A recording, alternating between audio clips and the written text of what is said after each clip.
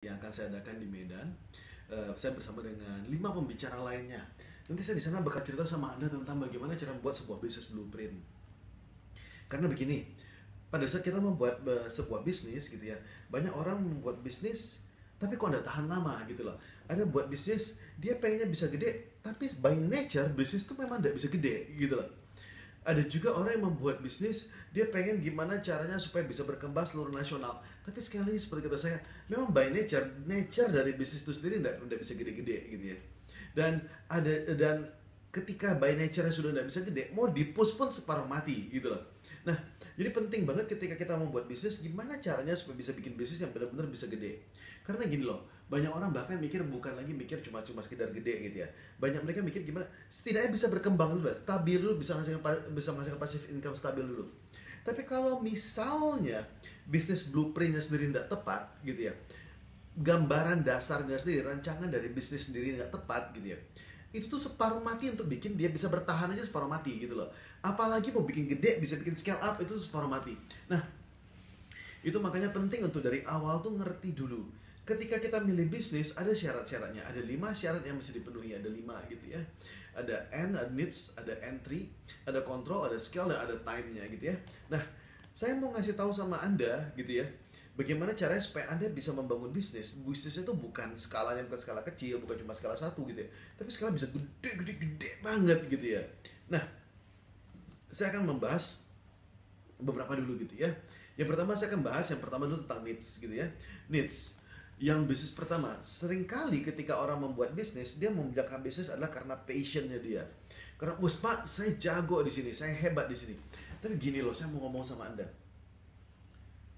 Ketika seseorang buat bisnis gara-gara passion dia, gara-gara apa yang dia suka saja gitu ya, yang terjadi adalah itu akan menjadi bisnis yang egois.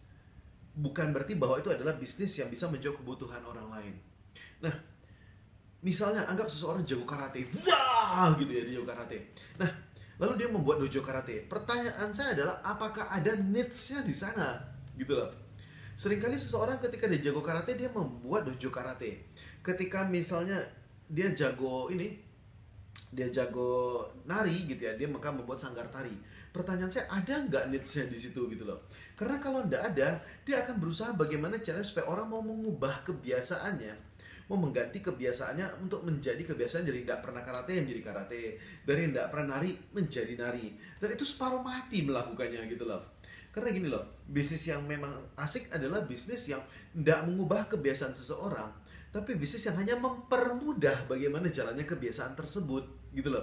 Jadi misalnya setiap kali orang beli software, misalnya ya seperti Apple gitu ya, orang membeli software gitu, orang selalu membeli software. Cuma sekali orang beli software bajakan, biasanya orang beli software mahal banget gitu ya. Atau kalau misalnya dari daerah, dia bisa harus pergi ke Jakarta, cari dulu software di mana, harganya ratusan ribu sampai jutaan. Apple mempergampang semua itu. Dia bikin harganya lebih murah, dia bikin beli apps bisa langsung dari HP, langsung dari iPad gitu ya. Nah, sehingga tidak susah-susah lagi, beli apps jadi jauh lebih gampang. Apple tidak mengubah kebiasaan orang, Apple hanya mempergampang saja kurang lebih gitu ya.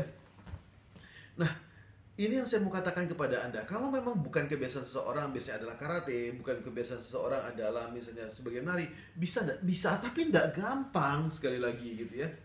Kalau memang kebiasaan dari masyarakat di sekitar Anda, misalnya mereka memang terbiasa nongkrong gitu ya. Nah, maka Anda membuat kafe kurang lebih itu cocok gitu ya. Itu akan mempergampang juga. Kalau Anda bilang, oh Pak Ronald, bisnis yang baru tuh membuat market gitu. Ya, boleh aja.